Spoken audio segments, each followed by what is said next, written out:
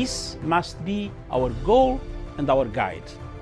And all that we strive for as a human family, dignity and hope, progress and prosperity, depends on peace. But peace depends on us.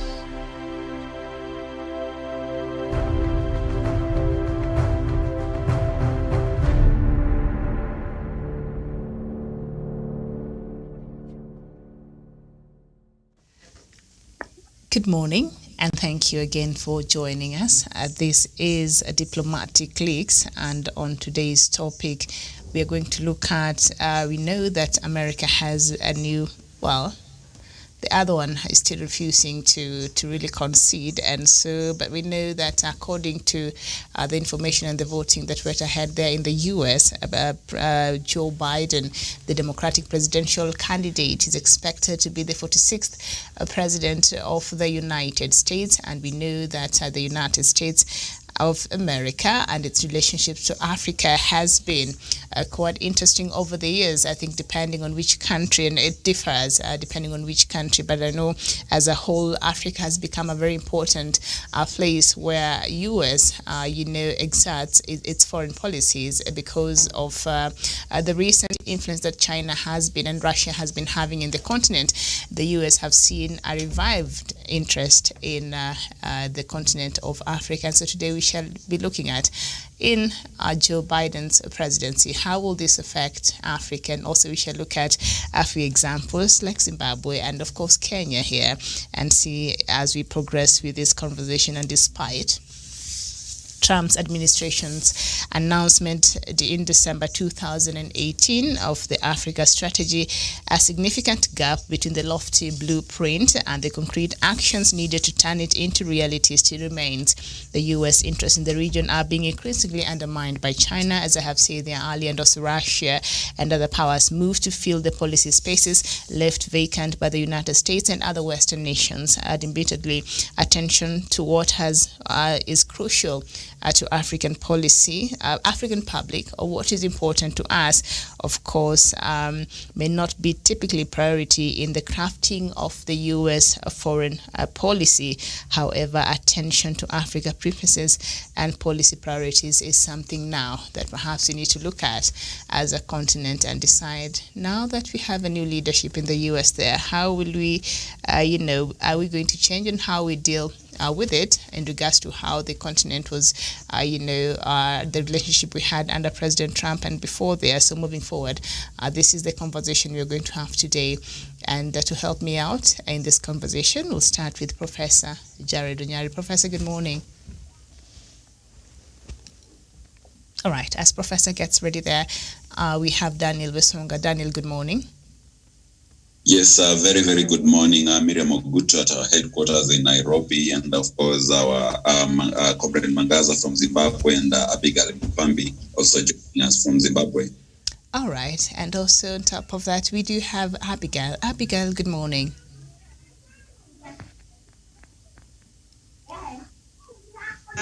Colleagues, and of course I see there in the position of the doc. You are there, and thank you so very much. All right, thank you so much. And also we do have from Kenya again, Javan Karanja. Javan, good morning. Good morning, Miriam. Good morning, Abigail, and Matsangadza from Zimbabwe. And good morning to our viewers wherever you're watching us from. Thank you, Miriam. All right, very well. And of course, our ardent, panelists here from Zimbabwe are. Is it Matanga? I don't want to say your name wrongly, so please kindly. Mangaza. It's Mr. Mangaza. Right? He said it, and I got a bit confused there. So, Mr. Mangaza from Harare, Zimbabwe. Good morning. Morning, Miriam. Morning, viewers. Thank you for having me. All right, very well. And I'm also joined by another panelist. I don't know if I got that name right, but perhaps if you could introduce yourself. Who has just joined us a minute ago? Yeah. Comrade Munei Zavare. Who? Munei? Yes, Comrade Munei. All right, very well. Thank you so much. So, of course, we know what is happening there in the United States. I'm sure this is something that has attracted worldwide, attention. The elections that happened last week on Tuesday, that, of course, from what we know and from the statistics and from the announcements of the media there, we have seen that Joe Biden is the president-elect of the United States and is set to become the 46th president of the United States there. Of course, number 45 is still having issues and is saying he's going to pursue some of these things through the court. Then after that, we'll see which way forward. But I'm sure it might not change really the electoral votes, which are important in determining the presidency in the U.S. or lots of the voting patterns there. So Joe Biden will be the 46th president of the United States if things stand as they are right now. So we've seen the foreign policy from before. We've seen, especially if you look at a country by country there, perhaps starting with Zimbabwe, and then we'll come to Kenya and the relationship that Zimbabwe has had, especially with the United States. First of all, I might want to start with our panelist from Zimbabwe, and we start with Abigail Mupambi. Are you expecting anything different from the new leadership that will be in place there in the U.S. In terms of relationship between Zimbabwe and the U.S.? Abigail. Thank you so very much. What I can say basically is that the U.S. Foreign policy, and in particular policy against Zimbabwe, is institutionalized. It's not an individualism aspect. To that end, I would even refer you back to Obama, the one who has got the African blood flowing in him. He could not defeat the issue. He could not even do much for the kings Africa, and in particular Zimbabwe. We saw that nothing changed.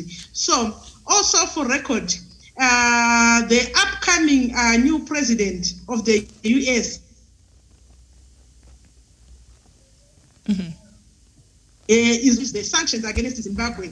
And of course, taking it from there, now that if he assumed, like he's about to assume the office, surely we are expecting nothing different. Probably, if anything, we will be expecting the West, because he pushed this agenda when he was not even in office. Surely, now that he is in office, it's a tricky moment for Zimbabwe. It's a tricky, hopeless situation when it comes to the relations between Zimbabwe and the US. Probably we need to intensify our approaches to say, how do we move forward with or without sanctions, like the topic we have been tackling. We must talk about resilience. We must talk about or looking at the other directions, and of course put in place the sanction-based measures. And surely we must forget about any hopes with Biden assuming the office. There is nothing like that. And he, and I repeat, is on record funding and pushing for Zidera, pushing for sanctions against Zimbabwe. So I see myself no hope for Zimbabwe, particularly when he talks about elections. I see Biden actually intensifying his moves to achieve whatever the agenda, which has always been the American agenda at the center. Like I said, the system is institutionalized. Whoever assumes power is there to forge ahead and continue with their narrative as the US. I thank you. All right, very well. Mr. Mangaza, you had there what Abigail is saying. She's saying the situation is hopeless. Zimbabwe should not expect any better. Instead, Zimbabwe should expect worse, because the situation and the relationship between Zimbabwe and the U.S. is institutionalized. So it does not matter which individual is in power. The policy and everything will still remain the same. What's your view in that? That is correct. Thank you so much for having me. That is quite true. I do agree with wholly with Abigail on the same notion. You know, Joe Biden and the former wife, the wife of the former president, that is Hillary Clinton, They are the architects of ZIDERA, which we call the Zimbabwe Democracy Reform Act, which was used to instill punitive sanctions on Zimbabwe. So since the Democrats are the architects of sanctions on Zimbabwe, they are the same people who have got in again this time. And so we don't see any relations between us and them. So, but one thing which might make me have a different view might be the issue whereby if Trump takes seriously this issue of taking it to the Supreme Court that the elections were flawed, it will bring us to the same issue which we experienced here in Zimbabwe, where Nelson Chamisa also went to our Supreme Court, the Constitutional Court, to appeal against what he had termed flawed elections. And unfortunately, he lost in the courts. So Donald Trump is also trying to take the similar route, meaning to say the moment he will take that route, it has already tainted the democracy which they claim to have in America bad. Meaning to say that they can no more claim to be proponents of democracy when they will have taken each other to court to claim that the election. But it's not the first time. It's not the first time this happened. In 2000, Vice President Al Gore also did that, and it did it really taint America as a leading democracy in the world? Because this is not the first time this is happening. It gives us a weaponry. It gives us weaponry. Okay. To fight against. Is it weaponry or excuse now? Sorry? Does it give us a weapon now to attack them, or an excuse for us to continue with our bad behavior in the continent? See, we do not say that we have to continue with the bad behavior. Bad behavior should always be condemned. We don't condone bad behavior. We condemn it. But what we feel we should have to do by this time is that mostly their sanctions are based on what they think is democracy, and then what they don't think is not democracy. They dictate on us what they think we should do. If they do the same thing, the big brother syndrome, if they do the same thing, having flawed elections or so-called flawed elections or taking each other to court, they think that it is their constitutional right. But if the same thing happens, for example, what happened in Zimbabwe, it was taken the other way around because the party which they wanted to win is the one which did not win. But they did not have enough evidence to prove that in a court of law, which was broadcast the whole world over. So I do not see relations with the Democrats throwing so far for Zimbabwe.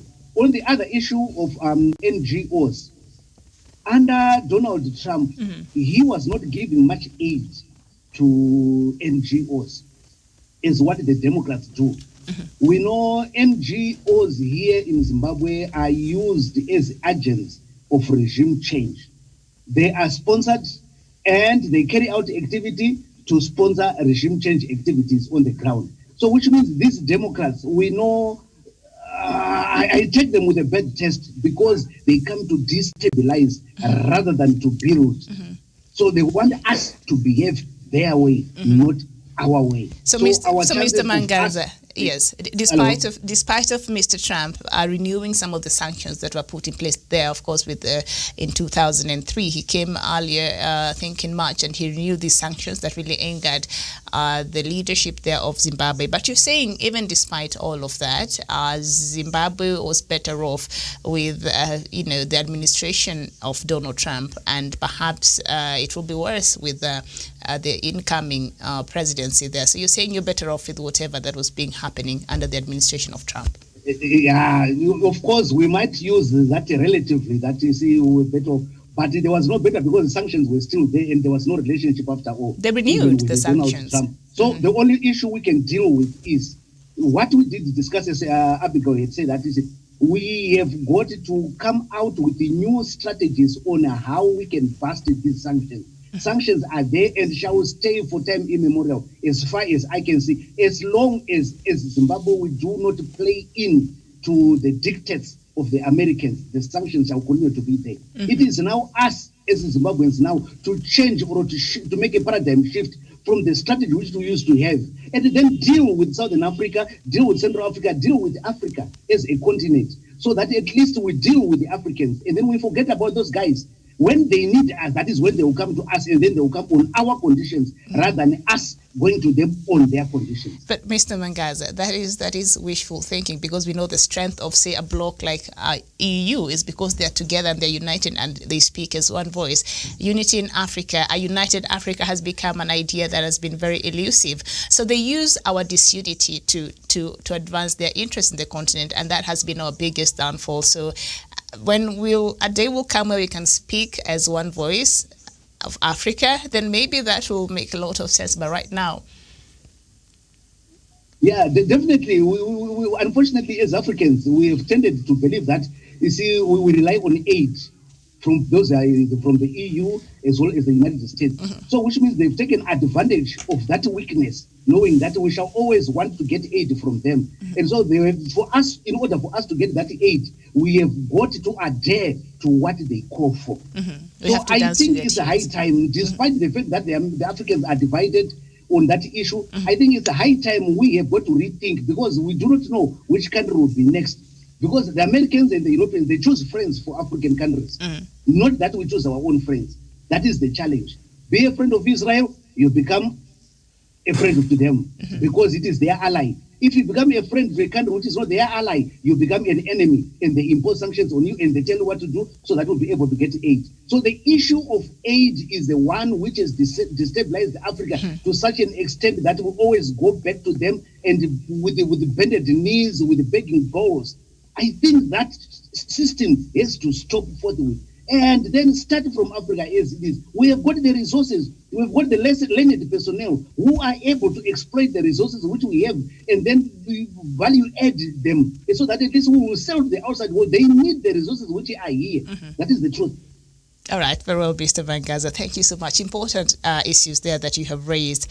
Mr. Munei, if you can hear me, Mr. Mangaza is saying now, should Trump go ahead with he says he's organizing his legal team and they want to go ahead and fight this. The results are at the Supreme Court. So regardless of how the ruling will be, which most likely may be because a lot of people have come out and said a lot of these things that Trump is alleging, they have no basis, so we don't know that yet. So once perhaps he takes it to court, then the Supreme Court, and we see how it will be, then that it does not matter whether he gets to win or not, but that would have tainted the democracy. So this, according to Mr. Mangaza, is saying that they cannot come back here and lecture us about democracy anymore.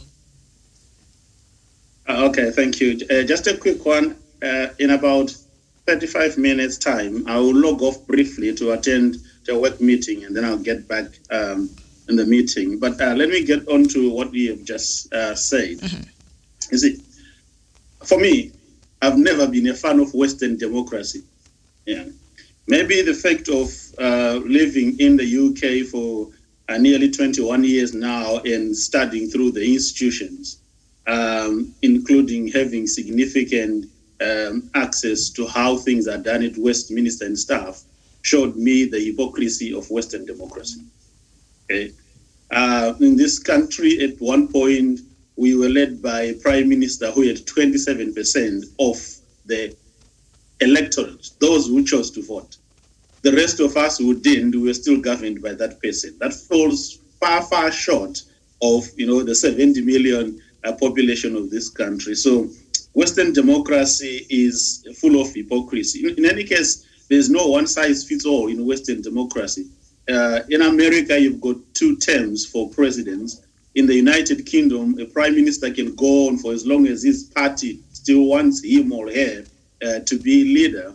That is more or less in Germany. In fact, in Germany, there's only been one dominant party for nearly the last 20 years, the Christian Alliance, led by Angela Merkel. And she's been winning. She's on her 4th term right now. It's only now that she chose to step down. Otherwise, she would be going on and on. Their ally in Israel is more or less the same. We have had Benjamin Netanyahu for the last 2 decades. So Western democracy, what exactly is it? So for us as Africans, we should always be careful what we wish or what we take on as Western democracy. As Zimbabwe, we find ourselves with a 2-term limit, which again was insisted on by the donor agencies that drove our 2013 constitutional making process. I know a lot of people might not want to agree with me on that, but the 2013 constitution is not really a Zimbabwean constitution. It's a donor agency constitution, which is why we've got a lot of alien things in that constitution, which time and again the Western countries, through their ambassadors, they've been coming and saying Zimbabwe should align this, Zimbabwe should align this, should align this, because it is their constitution. And they want us now to align all our laws to their wishes, because they drove the constitution, they funded the constitutional making process. So forget about Western democracy. For me, it's a fallacy. It changes. It is like water in a river. It just takes the shape in which it is flowing at that particular time. Mm-hmm. To the point that my brother, Comrade Mr. Mangaza, made, the problem with the U.S. Constitution is that, forget about all this court drama that is going on, okay? It won't change anything. Ali Gore did the same for 37 years. For 37 days, we waited and waited for results in 2000. In the end, he conceded. Mm-hmm. The system is deep, and you should get to know what that means. All this that is happening, it's not just happening. It is within the system. Mm-hmm. Trump, for me, was the fool not to see how he was being used by the system. Just as Obama was, and because he stopped playing ball, Trump's time came up. Whether he likes it or not, he will go. Yeah. Mm-hmm. As soon as we get to the 4th of December, when the Electoral College sits down and endorses Joe Biden, that's it. That's game over. The rest, he may do whatever he wants. He may scream, he may cry. He will leave White House. Mm-hmm. He will lose power. In fact, he has lost power already. If he doesn't realize it, mm-hmm. He's gone. And just to add on what you're saying, giving examples of this Western democracy, even the democracy in the US itself, you have the popular vote, and then you have a vote for very few people, which counts. So it's quite interesting there, their yes. form of democracy there. But Daniel, Mr. Monet has brought up a couple of issues there, and he's saying the system is deep. So is it the system is deep, or they have strong institutions? Yes, I believe both, because, for the Americans, it's never about the individuals, but the country and its people. And therefore, that goes without saying that they have very strong institutions. And in those strong institutions, we have people who pledge their loyalty to the American people. And those are people who have been quite disgruntled. And we've seen previously some kind of disquiet in the way that President Donald Trump was running the country affairs, and therefore you saw him even going to Twitter saying that the deep state was against his administration and his leadership, and that begs you to ask the most important question: who are the deep state? And particularly those are the people Comrade Mnei is talking about. And I believe right now he might clown as he does yesterday, so firing the chief of defense and defense secretary, and doing all the kind of postings that he's been discrediting the election. But I believe ultimately, come January 20th, Biden will be sworn into office, and the transition will start to take place. And of course, as I said earlier on, we saw we've had Biden talking about the Secret Service assisting these intruders in the White House. So I believe the earlier Trump accepts the reality, the better for him. So that is a matter of wait and see, but ultimately that is what is going to happen. Number two, I believe on the issue of sanctions on Zimbabwe, as I said earlier, for the Americans, it's all about the interests of the country, their American interests. And if the situations about the sanctions were not able to change under the leadership of the previous Democratic presidents, especially President Barack Obama, who has a very close alliance with the current president-elect, Joe Biden, then I believe we shouldn't hope for much from the side of the United States. Rather, we should work from our side as the people of Africa, as Zimbabweans, to bring about preconditions and perhaps measures which will ensure that these sanctions are lifted. And perhaps that is what we should opt for, because waiting upon the mercy and the whims of the president-elect to look into the issues affecting the Zimbabwean people, affecting the African continent, will not be a wise decision from our end. So I'm not a bit optimistic about whatever will happen towards the U.S. Relations with Africa and Zimbabwe. And of course, the rest of the world also, save for a few countries which perhaps maybe they might want to overturn and repeal the relations that the President Donald Trump had created with them, which they perceive may be quite retrogressive. Yeah, but I'm a bit pessimistic about that. I think in Africa maybe not much might change, but in the rest of the world, I think a lot will change in regards to a U.S. relationship with the NATO, U.S. relationship with Iran, relationship with Israel, relationship with other countries out there that a lot of, and Russia, I'm sure. Those are things that we should be looking at. But in Africa particularly, yeah. Yes, and we've seen, of course, even Saudi Arabia has already registered its displeasure, and it said that it expected perhaps that Trump could win so that they continue having some good relations with them. That tells you that, of course, there's something cooking in the pot, and perhaps the Biden administration might overturn the progress maybe Trump had sojourned with the Saudi regime. Right. So perhaps in the international scene, maybe looking at the East, perhaps there will be, and Europe, there will be some significant changes in terms of the policies. But in Africa, I think it will remain just as it is. All right, very well. Maybe it's just too early to judge, but we can judge. He's been a vice president, so maybe we can use the policies they had with Obama there, and maybe, I don't know if he'll change any of that. But one of our viewers here, Mike Johnny, you're saying they are all the same. Their policies on Africa don't change. Remember, it's White House policies, not any incoming president. Obama, black president, did nothing good for Africa. So what makes you a white president? What makes you think a white president will do any better for us? I don't know. A lot of Africans feel Barack Obama did not do much here for the continent. And I always wonder, what exactly do they expect a U.S. president to do for Africa? Like, what was our expectation, and how did that turn out for us? Professor? If I can try to get into that before I leave for my next meeting and come back. Okay. Yeah? Is that okay? Go ahead. I think I hadn't commented on this issue of sanctions earlier on, but I think what we have to understand, like Comrade Sean has said, it's how the American institutions work. So who has preeminence over foreign policy?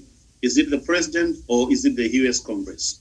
Okay, and that's been a debate for nearly 100 years within the academics and international relations whenever they view America. But in practice, when you look at it, yes, we will say the president has preeminence over foreign policy. It just depends on the issues. But you also see how influential Congress is, particularly the United Nations Senate Committee on Foreign Affairs or on foreign issues. So in this instance, if you look at how the first Desidera bill was passed in Congress, it was brought in by private congressmen and women, the senators. Okay, and once it's approved by Congress, the president just assents to it, okay, and signs to it, and the president will never change that without the same Congress approving it. And the biggest challenge for Zidera that we have is Zimbabwe is classified as a security threat to the economic interests of the United States. Now, what it means then is no president who has sworn to protect the security of the United States will be prepared to revoke sanctions without the express approval of the US Congress. It will take a debate, a huge debate, for the president to accept that. Okay, we may be fortunate in the sense that Joe Biden is one of those co-sponsors who sponsored first the Zidera bill, and Hillary Clinton, who is an ally, is also in her camp. I'm not sure what position she will probably get in the new Biden administration, but she may be getting one. But if you try to look at,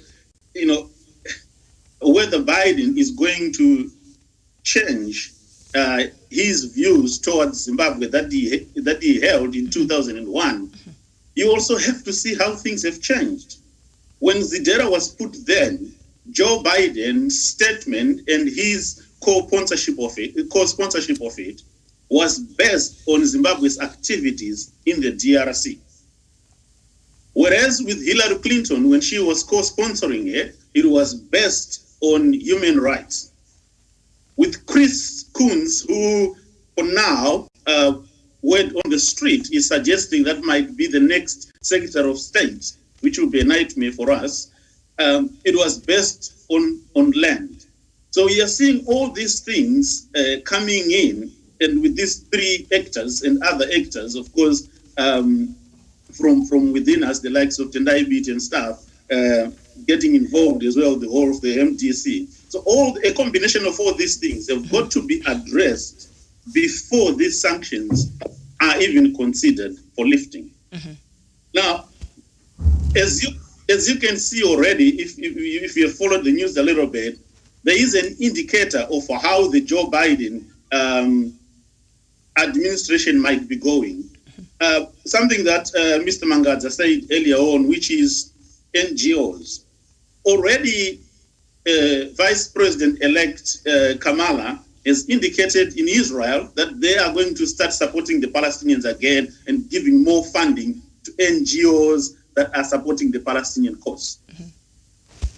It shows that they are prepared to follow this foreign policy, which has been a foreign policy for the United States and Western countries for the last 78 years now, whereby you use NGOs to promote your regime change, culture influence in Africa, and changing the rest of how we behave and how we are as Africans. And we are seeing, we are certainly going to see an increase in NGO budgets, and try to influence. If they can't influence complete regime change, they will influence weakening our institutions as Zimbabwe, mm-hmm. to a point whereby by the time we hold our 2023 elections, mm-hmm. a lot will be happening. All right. It's a doom mm-hmm. for us as Zimbabwe because Joe Biden has come. Again, like Comrade Sean said earlier on, and Comrade Mangaza, it depends on the nature of, I never want to see Zimbabwe as in isolation. Mm-hmm. I want to see us as Africa, because much as it may be affecting Zimbabwe today, the whole and the rest of the African continent is not exempted, or SADC is not exempted. It's a matter of carrot and stick. So how do we survive the carrot and stick, the divide and rule approach of the United States and its allies as the African Union or as SADC? And there lies our answer. Like you said earlier on, Miriam, unless we are prepared, our diplomats are prepared to engage as Africans and then unite and speak with one voice for anything that affects a single African country, mm-hmm. then yes, we are doomed. Mm-hmm. That, without question, because we will become our own worst enemies to that regard. So can Joe Biden be turned? Yes, I believe he can be turned. With the right diplomatic approach, with the right unity from Africa, he can be turned. And there are areas that he can be exploited on. When he's talking about Black Lives Matter, okay, because right now he has wrote into the president on the back of Black people's support. Mm-hmm. Can we not exploit that as African diplomats, as Zimbabwean diplomats? Can we not exploit his support for the ANC during the apartheid era? Can we not exploit the fact that he stood supporting us at Lancaster House when we had the Lancaster House conference? So it depends how prepared we are to think outside the box in our diplomacy. The problem with African diplomats is we are too consumed with protocol and processes and think that is diplomacy. Those rules have been set for us. Real diplomacy includes ambushing each other on certain issues, includes using your allies that are sort of related. In this instance, South Africa is a lovebird of Joe Biden. Can South Africa not be used to leverage Joe Biden?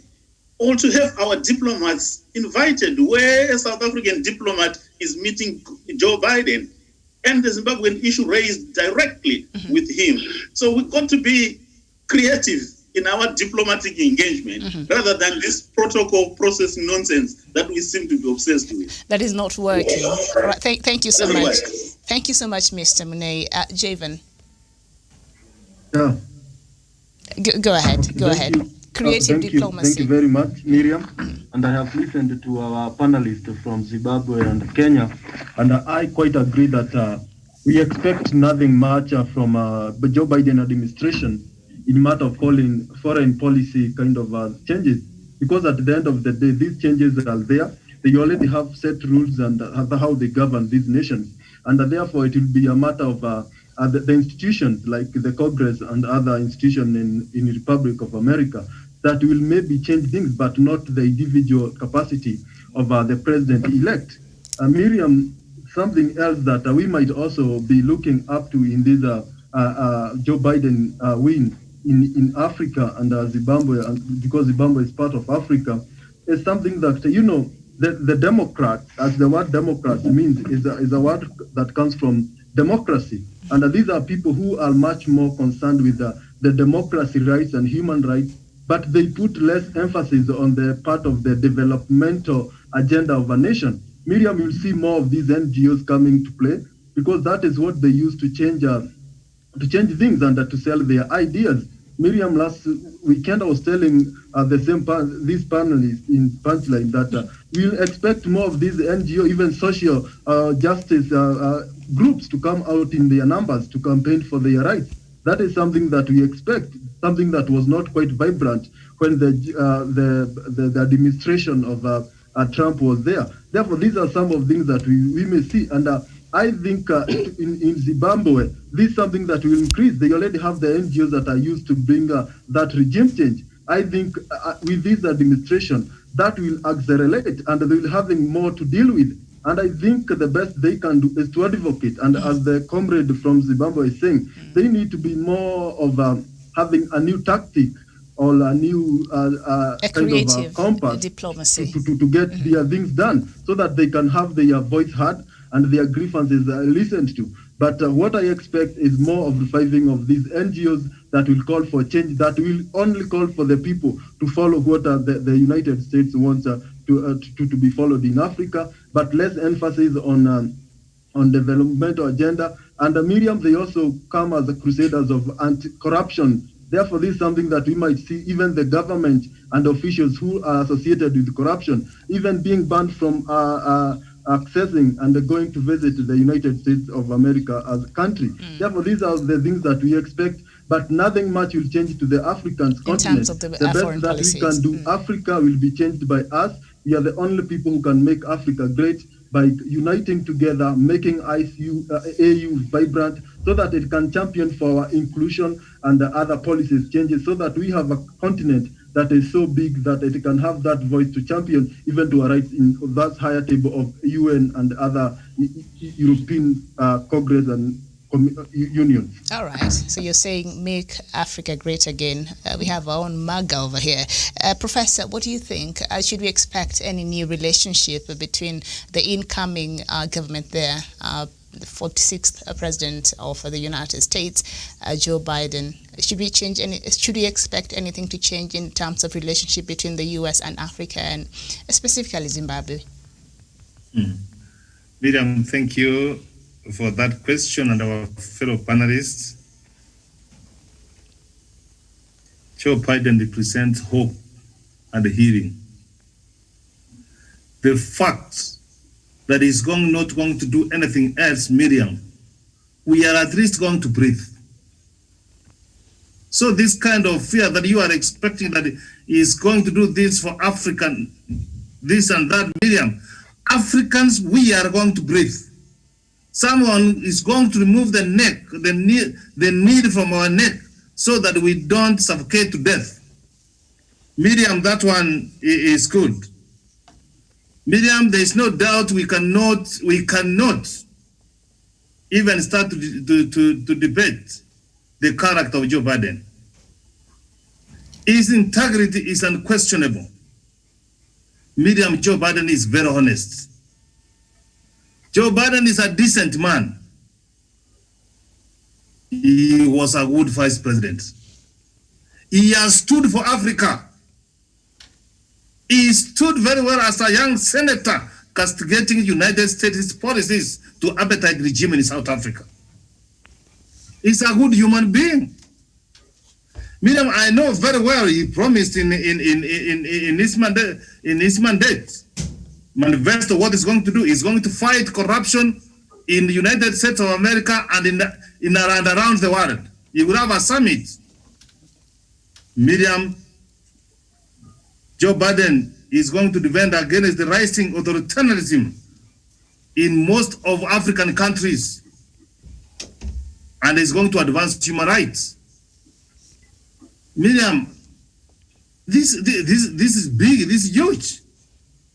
And I want to ask my brothers and comrades from Zimbabwe, and by giving this analogy, there was this wise old man, very wise, very intelligent, but the grandson wanted to test him whether he was a wise man. He took a butterfly, put it in the hand, crossed the hand, and is it alive or is it death? And the young man was very mischievous. He knew if the old man will say this alive, he will squeeze it and will say, you are not wise. And if he will say this dead, he will just open the eyes and the butterfly will fly. The comrades from Zimbabwe, it is high time to tell us where there is human rights violation. There is corruption in Zimbabwe. People are not treated fairly. I don't expect you comrades to be like this man who was a king and the people surrounding him. Even if he said anything else, they will say yes, they will say yes. Until one day, Miriam, this king was naked. And do you know the people around him, what they will tell him? That he was wearing a black suit. And literally is naked. So Miriam, Zimbabwe has got everything to do to fear. If they don't respect human rights, you will expect them to come there. Mm-hmm. If you engage them in corruption, you will find them there. I have given a recommendation to Zimbabwe and Africa. Can't we engage? Can't we discuss the destiny of the world? Don't expect America is a bigger brother. You, as much as you may want to wish that way. And when you are a bigger brother in a home, you don't see the younger brothers messing, and you are there. Even if young people make mistakes and there's an elder person, the person who will be asked is an elder brother. Mm-hmm. So you don't expect America, Professor, to keep quiet. Yes. And then make this point, mm-hmm. to violate the human rights, to do corruption, to mismanage your country, and they don't come in. Mm-hmm. The human rights activists will run there, and they will better all rise, and you come back. But what I want to say, mm-hmm. that Joe Biden gives hope, he will give hearing, and it's going to give us space to breathe. Otherwise, we have been given all names mm-hmm. from President Trump.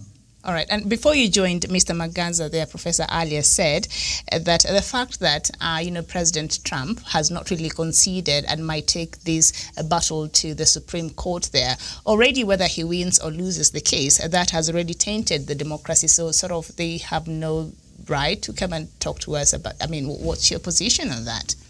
The big brother has messed up. Elections can be messy, can be divisive. But what's more important, how do we come out of that and we unite ourselves and we go forward? Americans are all human beings. They are not angels. They can make mistakes. Can we stop Trump from going to court? We cannot. He has got that right, Miriam. I liked even the former President Bush. He said he congratulated Biden. He said he's a good man. He has got experience. But President Trump has got every right to go to court. But what's more important, when he goes to court, Miriam, you don't take to court lies, you don't take rumors, he will take to evidence, it will be listened, and if he doesn't have a case, Miriam, so be it. Mm-hmm. All right, very well. So we know. May I come in? Yes, yes, Mr. Mangaza. Oh, you're still here, Munei. Go ahead. Okay, right. I understand what the professor is saying. Yes, he might say that Biden might bring those changes. We talk of human rights. We talk of everything of the sort. The USA is a sovereign country, which is the same applies to Kenya or Zimbabwe. They are sovereign countries with sovereign rights. So which means other countries should be there to play complementary roles, not supervisory roles. So that is the challenge which we are having in this world and time. Most of the countries, those so-called superpowers, they are playing supervisory roles and then dictate on us what we are supposed to do. But Mr. Mangaza, complementary roles, they should suggest, right? You do this and that and that and that, so that at least you can do this and like that. Mr. Mangaza will be in a position to accept that. Yes. Not dictating to us what we are supposed to do. But if I am funding your elections, if I am feeding your people, if I am giving you a lot of money, I have a right to come and tell you how to run your house, don't you think? No, that's the challenge of the dependency syndrome, which I was saying even our African Union, African Union, Mr. Mangaza, we don't even contribute to the taking care of it. They do it for us, so that gives them a leeway. I'm not saying it's right, but they feel they have a right because of that. Before you continue, I'd like to hear Abigail, because a lot of things has been raised there, and particularly Mr. Munei said perhaps it's time that Zimbabwe adopted a more creative way of diplomacy, and because this protocol thing is just not working for the country anymore. What's your thoughts on that, Abigail? Unmute. Unmute. She's muted. She's muted and she can't hear us now. Go ahead. Thank you so very much, Miriam. What I can say probably, we are here stampeding, trying to, number one, in achieving the American democracy in Africa, which is impossible. We want to achieve here in Africa. So the barometer is with the Americans. We need to define the African democracy. What do we mean by democracy in Africa? Because half the time, the examination is set for us by the Americans. Are we confident enough, like what our other colleagues are saying, to say with or without the support, how do we move forward? Professor highlighted that Biden is a good guy. There's a possibility that he's going to probably improve in terms of his engagement with Zimbabwe. But remember, Professor, we are where we are right now because of Biden. So, are you entrusting that the same hand that took Zimbabwe to where we are is probably improve Zimbabwe? So, I don't necessarily want to shut the issue of engagement and probably capitalizing on other avenues, because surely we will be highly disappointed should this fail. We want to be prepared for the West and say, before the West approaches, how best can we move forward as African within ourselves so that we avoid these high expectations like what we did during Obama, We expected a lot from Obama. We thought Obama was going to push one way or the other through his tactics for some African interest, considering that the African blood flows. So what interest, Abigail? Abigail. I'm just curious, like, what are some of the things that perhaps you were expecting President Obama would have addressed and he failed to address in the continent, like specific one or two? Can you give me examples that you feel this he should have addressed in the continent, but he failed to do that? Obama left us with in the same situation, particularly looking at the sanctions against Zimbabwe. We saw ourselves left in the very same situation. We couldn't even feel. So for now to say Biden, the man who actually sponsored personally himself, the Zidera, that surely we are hoping, we should be hoping for better from him. Surely myself, I think it's a nightmare, because with the Zidera, it's 20 years now, Zimbabwe suffering from these sanctions. Africa, of course, suffering the same, because suffering at Zimbabwe is actually pain across the whole of Africa. But can we point at anything, just a single thing, that Obama moved in the direction in favor of the Africans? So personally, we had serious celebrations across Africa. Right now, people are just so overexcited. Everyone is focusing Biden. And what is there for us from probably the Biden? I think it's high time we focus, we look inwards and begin to concentrate and say, with or without this, the support of Biden, because how are we going to probably move forward? How can we man our own united Africa in terms of ideas? Right now, we have got South Africa, which is almost a developed country. How can we also benefit directly from South Africa? But we are a divided continent. Some actually are seeing an opportunity of saying, they are now producing South Africa, we are a cheap labor there, we are a lifetime consumer for the products produced in South Africa and in the region. Some are interested in that, but what binds us is more. We need a united Africa, because soon after catching up with Zimbabwe, they are coming for South Africa. They will be coming for Kenya. So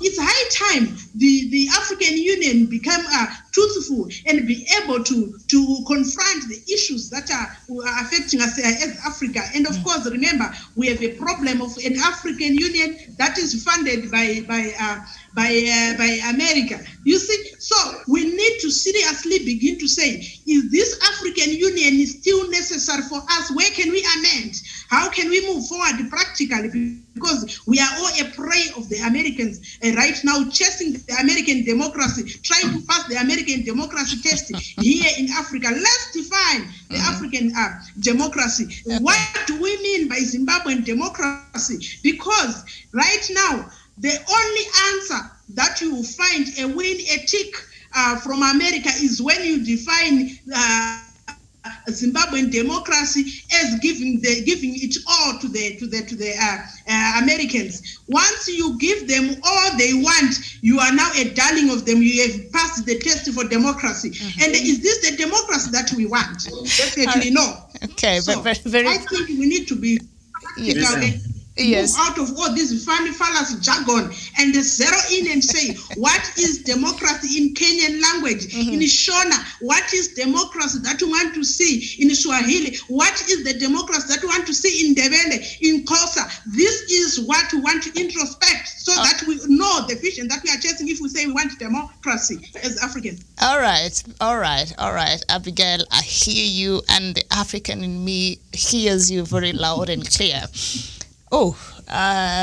Mr. Mangaza, before we go to Professor, Abigail does not understand why we keep chasing this American democracy, and why is this the yardstick on how we should run or govern ourselves? The Americans take themselves as the think tanks of the world. And so whatever idea they come up with is what the world has got to follow. So that is where other developing nations are arguing and saying, no, We have got our own strategies. We have got our own pace of development, which we are following. Let us follow that. As I said before, that America as such should play a complementary role, not a supervisory role or as an instructor. And so, which means the moment it plays a complementary role, we know we are working together as a country or as the world, not following instructions from somebody. That is what we expect from other developed countries of the world. Through that, we will have the world in which we want. We know that there are leaders, yes, who might be autocratic, there might be no so-called democracy, or the laws might not be user-friendly and something of the sort. Once we make sure that the playing field is level, it is very easy for those leaders now to see to themselves that now they are going out of line with the expectations of the entire world, because everybody is following that. But the moment you say other countries, you do this, while you do not do that. You are supposed to do this, I cannot do that because you are supposed, because you benefit from me. That is a big no. That is a big no. So I'll That continue. is why What you're saying is America is drinking the wine but having us drink water. Yes, America is the spring, of course, but we are the spring, to be honest. It's Africa which has got the resources. In Africa, we've got almost everything. We have got the oil. We've got all the minerals which the world needs in terms of atomic, nuclear, you name it. We've got the gold, the diamonds which they need, which the world needs. It is only how we have got to exploit and make sure that we add value to those minerals which we have as Africans, so that those people don't come and exploit those minerals, add value to them, and then sell them to us again. And so I think it's high time as Africans, we have got to change from that dependency syndrome, make use of what we have as Africa, produce as Africans, and then sell to the outside world. We know they need them. They might try to pretend that, you see, we do not need them, but the truth is that they need what Africa is. That is why they are trying by all means to make sure that life is difficult for the Africans, so that at least they'll be able to exploit us after following their instructions. All right, very well. Professor Mr. Magaza, they're saying America is preaching water but taking a lot of wine there. They want to do things the way they want to do. We've seen a lot of human rights abuses in America itself. In fact, the races there who each can't even breathe. As you speak, they're still trying to fight for their space in their own country and recognition. So it's like there's double standards when it comes to that. And also, he wants the US or other Western powers to just play a complementary role in the continent and not come here and tell us what to do. But I'm just thinking, if I'm going to fund your elections, then I need to know if they're going to be free, fair, and all that in line with where I'm coming from. If I am going to give you money to support your hospitals, I don't want to hear anything to do with corruption. I want to come and see how that money is being used. So should they come and just play a complementary role? I mean, what's your response to Mr. Magaza's sentiments there, Professor? Miriam, thank you for that question, and I'm very appreciative with what the comrades are saying. You know, Miriam, I'm very honest. I've got a lot of passion for Africa. I love Africa. I want things to be done in a correct way. And even if you are my brother Miriam and my sister, if you are not doing things right, I would always tell you, I would be always pinpoint it, Miriam. See our brother Tanzania here, what they have done, Miriam. If the international community comes here and then you start blaming the international community, let us be very honest. And I don't want us to do an academic engagement. I want us to be very practical. See what Pombe Magufuli has done to Tanzania. He has been elected. That's what they call African democracy. Yes, that's democracy. You are seeing now the opposition people are running and seeking asylum. So if the international community comes in terms of human rights, Miriam, you start inviting them. Miriam, there was this farmer. He decided that he will stop the water going downstream.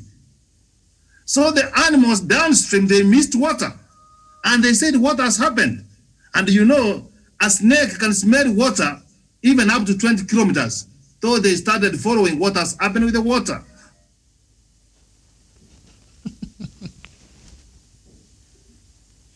Who have done this one? We seem to be having... There are Kenyans and Africans who are going to United States as immigrants because they are trying to look for opportunities. Why? Our countries are mismanaged. There is corruption.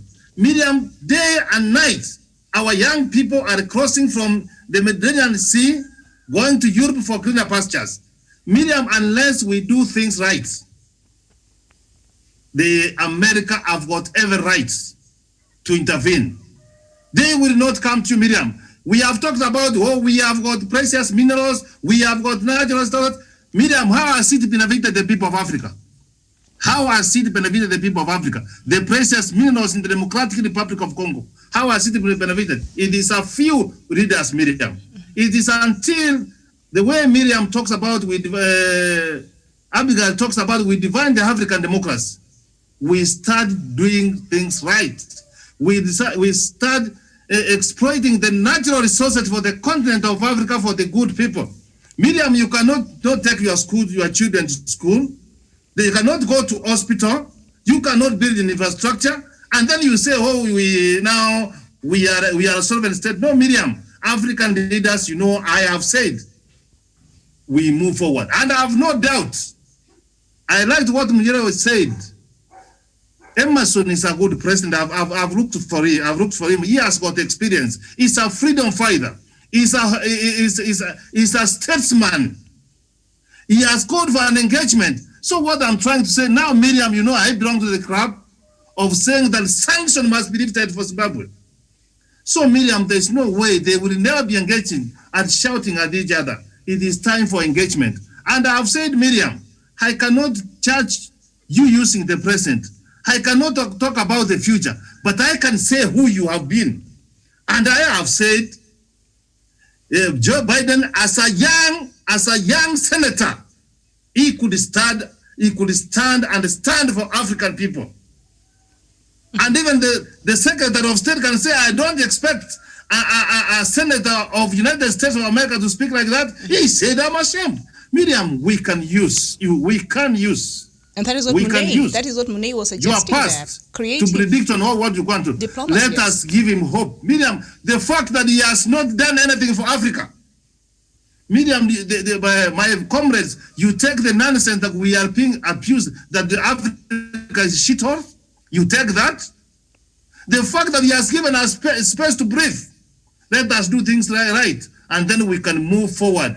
So what I'm trying to say, Miriam, the new leadership, the new administration in America, let us engage. Let us remove their fear. What were the things which made Zimbabwe to have sanctions? Is it the human rights? They say we have addressed human rights. Is it democracy? We are trying to do our best, and we hope we can be there. We are having a judgment. So Miriam, I would persuade my comrades that let us engage. Let us give them a chance. Let us not judge you because you were there yesterday. I want to tell you, Miriam, Joe Biden is a good man. If we engage him, some of the things like the things of some of the human rights, Miriam, I know some of the fear they talk about Joe Biden. They support gay, they support homosexual, they don't. Miriam, those are narrow things. Miriam, even if he does not support, if people decide to do it, they can do it. So Miriam, let us engage. Let us have an engagement. Okay. Let us have a conversation. Okay. Let us have a debate. Let us have a discussion. All right. And as we continue to have this debate and this discussion, I've just been reminded about a news item I did here last week about Zimbabwe preparing a bill to pass to ban protests, certain forms of protest. So I think that will be a problem somewhere up there. Now, Miriam. Now. No, I'm just saying. So maybe our panelists from Zimbabwe will shed a bit of light from that. But Daniel, something important that Mr. Munei suggested earlier about judging from Professor. Go look up that news. I was equally perplexed. Joe Biden, we saw how he fought the debate he made at the Senate of the United States during the apartheid regime on the U.S., and we've seen a bit of his works before. So somehow judging from that, if we can go with a few things that he's done in the past, Mr. Munei was suggesting that perhaps this protocol is not working too much for Zimbabwe. Maybe the country should start engaging now in a creative diplomacy, because as much as Zimbabwe is a sovereign nation, it cannot exist in isolation. We are a global village, and if the better we get along, the better for everyone. So I don't know, what perhaps would you suggest Zimbabwe do moving forward? Yes, first of all, Miriam, let me state categorically that on the issue of human rights abuses, I tend to take a different approach from what Professor is having, because I believe there is no greater violator of human rights than America.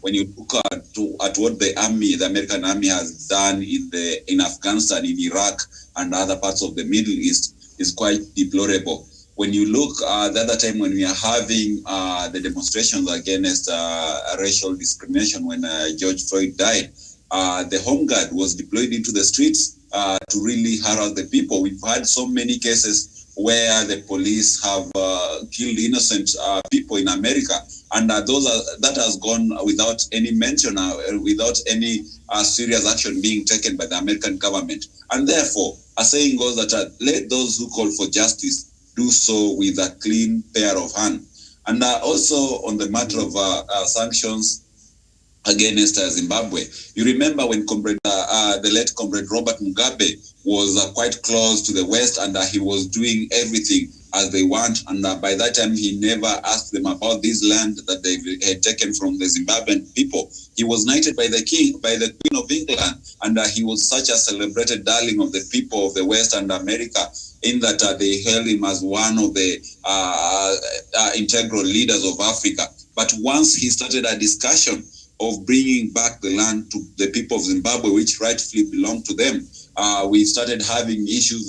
He started having issues with Britain and the rest of Europe and America, and that tells you that these are people who will only celebrate you when you are not demanding for your own rights as a people, but you are championing for their own selfish interests. And that is what we should note about that. We have so many countries which violate human rights, like Saudi Arabia, like even United Arab Emirates. In Dubai, you heard about the royal family even doing a lot of human rights violation to its own family, within its own family. But you'll never hear the United States, you'll never hear Britain talking about that. But wait until an African country like Zimbabwe talks about the land reforms. It talks about being given a fair share of the resources that are coming from the country. And you'll hear them talking about human rights and all this nonsense about the sanctions. And I think it's quite unfortunate. And African people, we should stand firm. We should not relent on calling on what rightfully belongs unto us. And I think I support what Comrade Mnei said, that perhaps it is a time we need to change. We need to engage them on much equal basis. We need to tell them that, look, we have the resources, and now Africa is full of potential, and therefore they should also give us a fair listening at the negotiation table. They shouldn't just treat us like a former colonial master to its servants, like it has been before. We need to have equal bargaining rights. We need to push our agenda as united as we were during the struggle for independence. And therefore, I also agree with him that as an African people, we need not only to see the problems in Zimbabwe as unilaterally problems that are facing a nation, but these are problems that affect even the African continent. In the long run, if we allow whatever injustice that is going on in Zimbabwe to persist, then who knows? The next victim could be another African country, which will be imposed on, which will have unfair sanctions being imposed on them. So therefore, we have to unite as an African people. We have to reclaim what is ours, and we have to protect our sovereignty and our dignity. And let United States of America and the other Western powers not use human rights as an excuse to impose unlawful sanctions upon third world countries. All right. Thank you so much. Now, Javan, as we were, I'm sure all of us have been watching the events that have been unfolding for the that unfolded the last few weeks there in Nigeria, the hashtag #EndSARS protest there, where several people were killed allegedly by the police. It's being investigated. And when I was covering that news, I just wondered if this was happening in Zimbabwe, because I was keen to see how the international community is reacting. And it was not as harsh. I did not see any sanctions. By any chance, Karanja, from judging from what we've been seeing happen, if that had happened in Zimbabwe, do you think they would have received the same response from the international community, or sometimes the international community is sometimes too harsh on Zimbabwe when it comes to the way they respond to certain things happening in the country?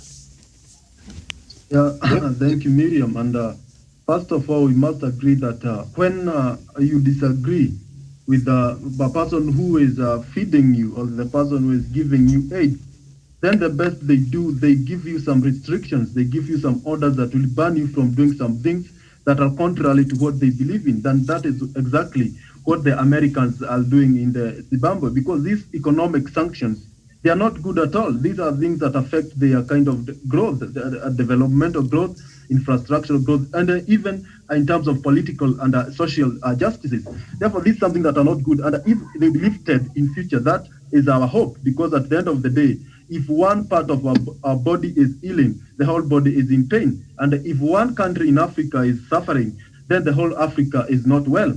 Miriam, let's go around this issue. And I'll say that, Miriam, the problem that we have in Africa is poor leadership.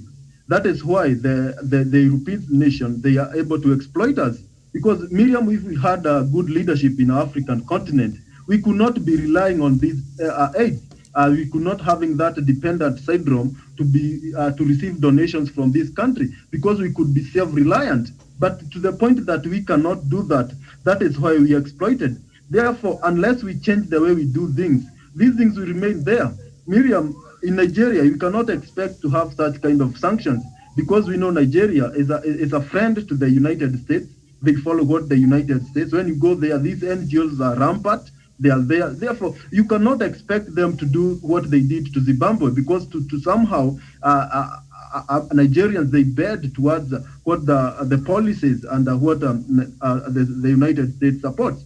Miriam, there's something else that we must agree. When we talk of having a change through Biden or Trump, Miriam, something that we must understand that another issue that maybe you are not talking about is the terrorism that was there. Miriam, when you saw in the Trump administration, these things were not rampant. He was able to have counter-terrorism measures that were quite effective compared to what we had in the past government of Obama and so on. Therefore, the thing that we must exchange, we will not expect much. And I said that in the kind of foreign policies and so on. But something that we do with the Democrats, they are quite reluctant. They come as champions of human rights, but at the extent they are not really concerned with those rights. They are just using that as a way to get into that country and exploit them, because they have other busy bodies will be able to occupy the minds of that country with a particular topic to hold them as they do they translate other businesses. Therefore, moving forward as African continent, we must be able to define and to redefine and to have a clear indication of what our democracy means to us. Miriam, I was giving an example. When you go to the people of Rwanda, that country, the president is a kind of a dictator. But when you look at those people, the kind of developments that we have, they are quite significant. And Rwanda is rising to be one of the economic hub in African continent. And if the people of Rwanda are happy with that kind of a dictatorship or that kind of a regime, then that should be what they should define as their own way of doing things.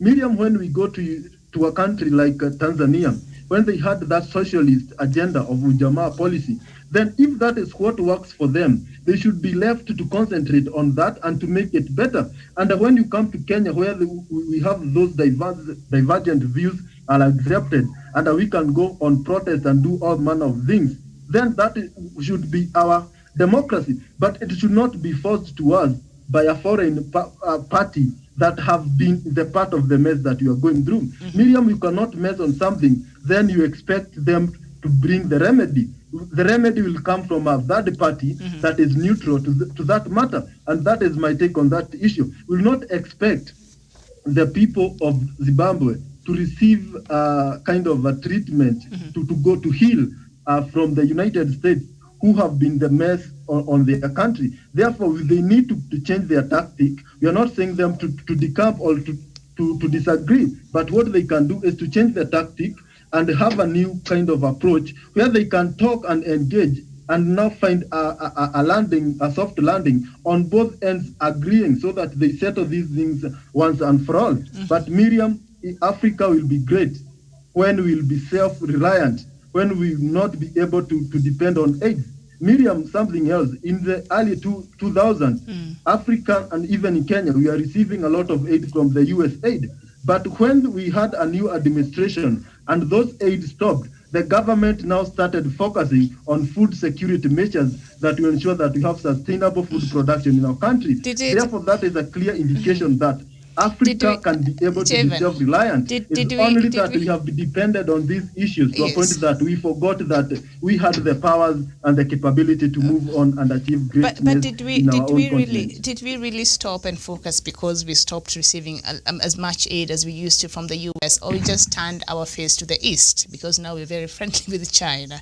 We just turned the route, but because we owe China a lot of money as a continent, I can't even begin to tell you. So this is what happened. Because earlier on, our panelist, the Abigail Mupambi, you said, in fact, the regime of Donald Trump, perhaps you think, in your own opinion, is much better compared to what you're expecting from Joe Biden, judging from how, under the leadership of Barack Obama, where he was the vice president, the relationship he had with Zimbabwe. So this is what White House wrote in 2018. And Donald Trump, the White House said, following Mugabe's removal in November 2017 and the July 2018 general election, Zimbabwe has had ample opportunity to implement reforms and open the door to greater cooperation with the U.S. Unfortunately, President Emerson Mnangagwa's administration has yet to signal credible political will to implement such reforms, it said. Indeed, the Zimbabwean government has arguably accelerated its persecution of critics and economic mismanagement in the past year, during which security forces have conducted extrajudicial killings, rapes, and alleged abductions of numerous, dissidents. But Zimbabwe's government said it strongly objects to the unfounded assertion and that its security forces engaged in acts of extrajudicial killings and rape against its own citizens in the last year. So Trump is saying that as much as Trump administration, their perspective on Zimbabwe is, as much as the late President Mugabe left office, under President Mnangagwa, things became worse. Abigail, how do you respond to that? Thank you so very much. The issue here is that, like what we are also doing, we're analyzing the issue of Joe Biden. Mm-hmm.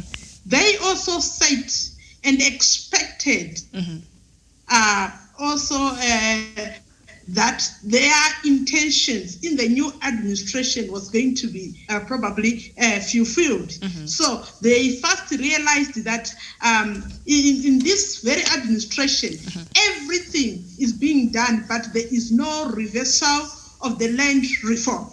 So it is simply a statement of frustration. Mm-hmm. We know very well that the issue of sanction is directly linked to the land reform. And at the very land reform chapter, which they are opening, they start the land reform chapter in 2000, when Zimbabwe decided they are not revisiting the 1890 right concession. Mm-hmm. They are not talking about the Land Apportionment Act, where the Land Husbandry Act, where a century ago they have been accelerating their move to take away the land from the indigenous Zimbabweans. So the human rights consciousness is only started in the year 2000, when Zimbabweans were reclaiming their own land. as if in the 1890s, as if in the 1950s, there were no human rights. So this human rights issue started in 2000, take note. So we were there, we existed, and where was the rule of law then? Where were the human rights then? So after the departure of Mugabe, they had hoped that they were going to gain their way back into the issue of the Zimbabwean land. So this is a frustration, a statement of frustration where they are realizing that a lot is being done. Definitely, I can tell you this. I have been a human rights activist the whole of my adult life. I've been incarcerated. I've been in the worst situations during Mugabe era. Believe me, we had no such space like the space we are having today. People have got the space to the extent of abusing the space, to an extent of abducting themselves. This is how free the space is. So we had no such space as human rights defenders during Mugabe era. You would go sick after simply receiving a call from the Mugabe system. You'd just be sick for 2 weeks or so. So we had no such space. I'm trying to explain how far the space has been opened during the second dispensation of Mnangagwa.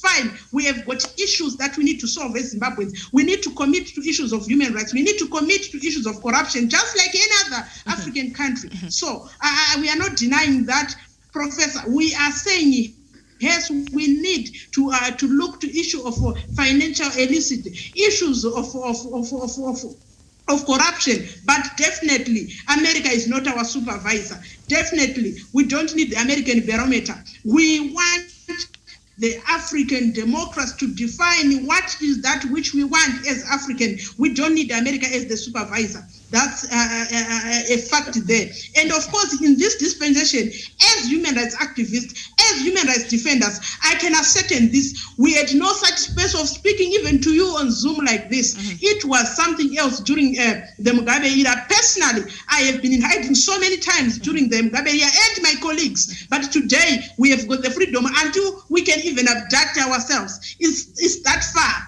the kind of freedom we have, and of course that's abuse of the freedom that we are seeing right now. So this is how far we have moved in the second dispensation. Absolutely, and I'm sure even the world has noted those few changes that have been under President Mnangagwa. But Mr.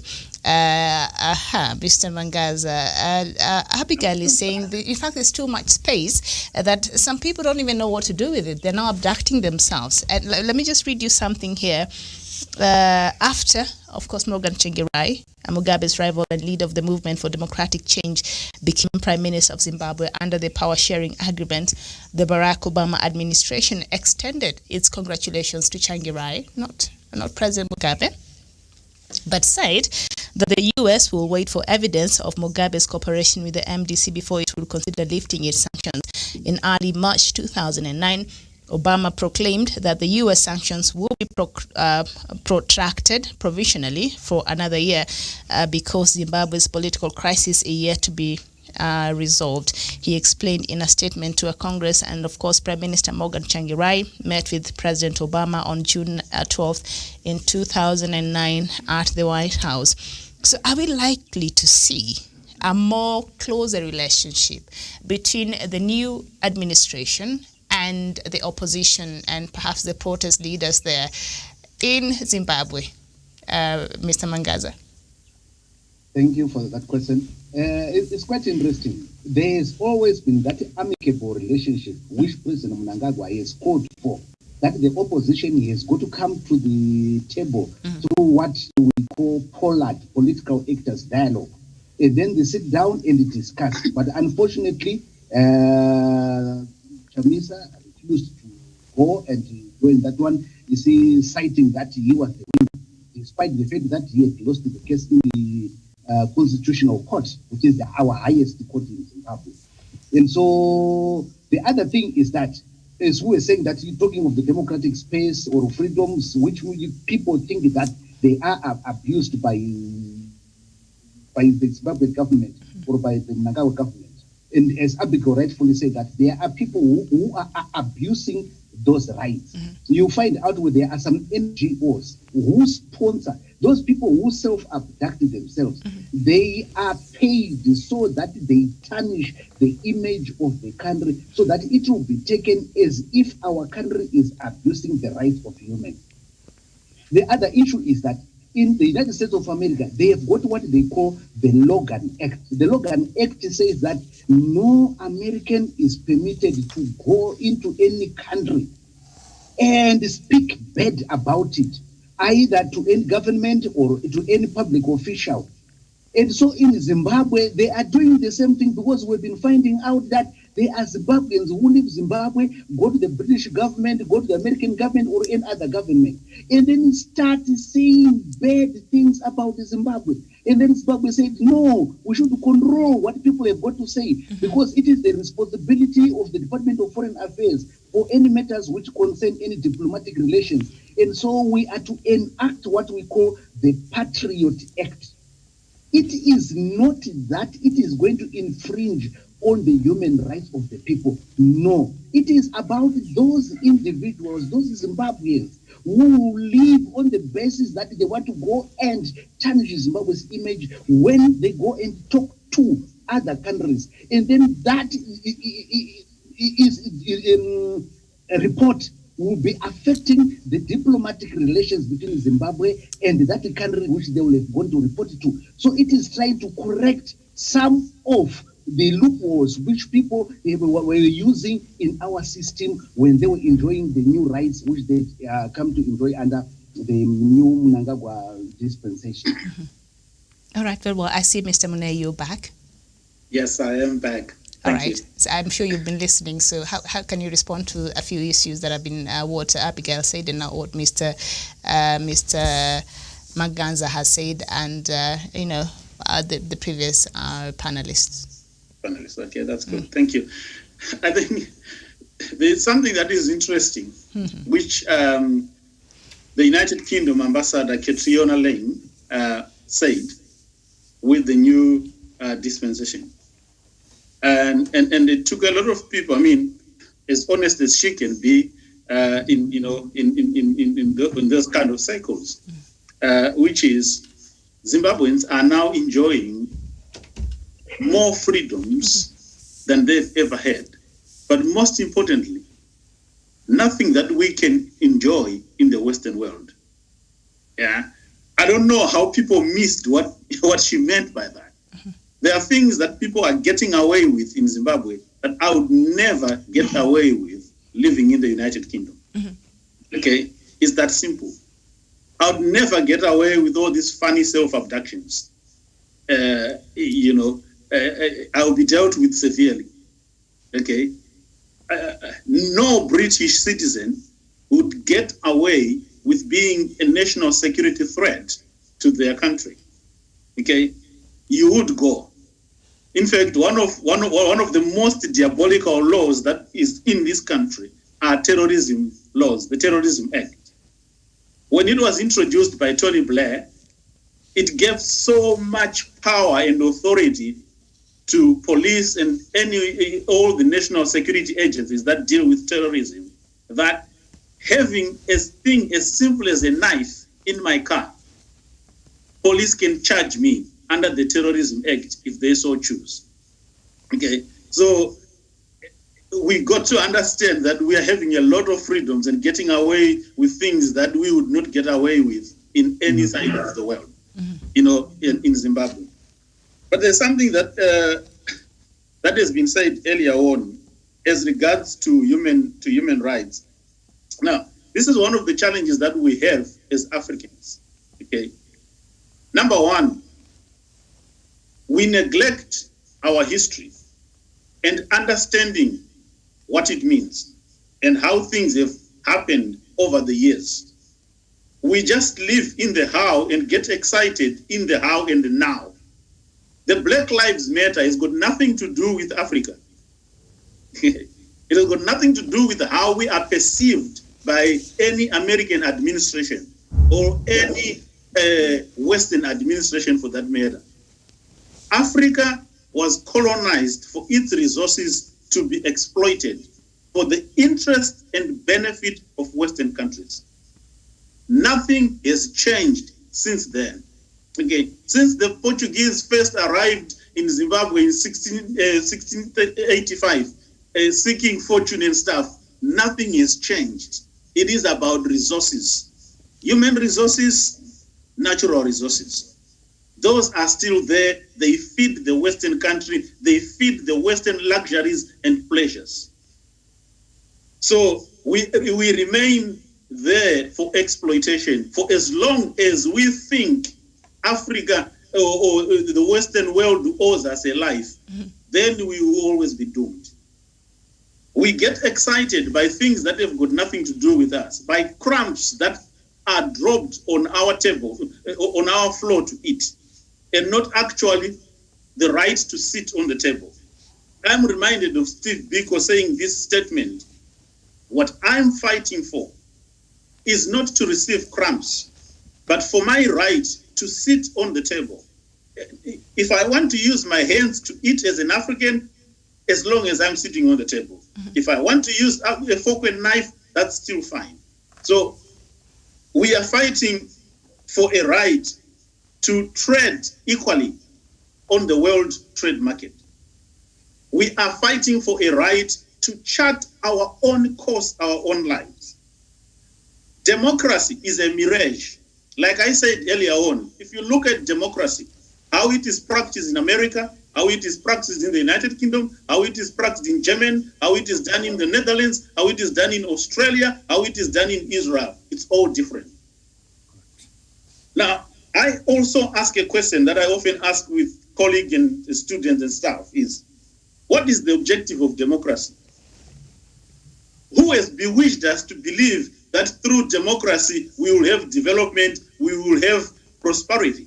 Democracy is about pushing the free market, capitalism. That is what it is all about. But if you look at data and statistics over the last 20, 25 years, nearly 30 years, the most developed countries, or the countries that have developed the most, are not democratic countries. They are autocratic countries in Asia, Southeast Asia, including China, with simple policies that look at development. So let's separate development from democracy. Democracy is a system of governance that people choose to have, and it is quite varied across the Western world. Okay, so we've got to move to think. I agree with Abigail, I agree with Mr. Mangadza, Comrade Mangadza, on the sense that we must have our own democracy, that we choose. This is how we want to do it as Africans. This is what is best for our country. It will help us live harmoniously. It will help us develop our country. Since all the African countries got independence, we have been receiving aid after aid after aid with no meaningful development. Show me one country in the world that has developed from this NGO aid, from UNICEF aid, from any of these United Nations development. None. Ask anyone in the Western world, they know that. Aid has always been part of foreign policy regime change agenda whenever they want to. So we must not fool ourselves and be fooled. We must learn, accept, and understand things and not try to sweeten things. Joe Biden, with his history of supporting anti-apartheid in South Africa, doesn't make him an angel. Okay, he is just as crooked as the rest of them. He serves American interests first, and American interests are about world domination, economically, politically, militarily. Those are America's interests, world domination. That is why America is in a big fight with China right now, because China has threatened. One of the major questions that in the international relations right now that are always being asked by lecturers and academics is, what was before then and is still the same right now: will the rise of China be peaceful? Will America accept China rising peacefully? As we have seen over the last few years, take away Donald Trump, it's about the system. Obama came in to save the system. George Bush came in to save the system. Joe Biden is coming to save in the system. These people are not angels. They are about the system. The world, the interest of America of domination. We talk about human rights in Zimbabwe, human rights in Africa. Guys, let's have our heads screwed up, okay? The United Nations Human Rights Charter was introduced long at the inception of the United Nations itself, about 75 years ago, okay? We were still dominated through colonialism, okay? The Mau Maus were brutally killed in Kenya while that charter existed, okay? Zimbabweans, black Zimbabweans were murdered, killed in Rhodesia while that human rights charter existed, okay? The Sharpeville massacre in South Africa happened while that charter existed. It's not about human rights. America's allies in the Middle East have got no human rights. What human rights are there in Saudi Arabia? What human rights do you know in Qatar? What human rights do you know in the United Arab Emirates? It's not about human rights. It's about world domination and interests of America.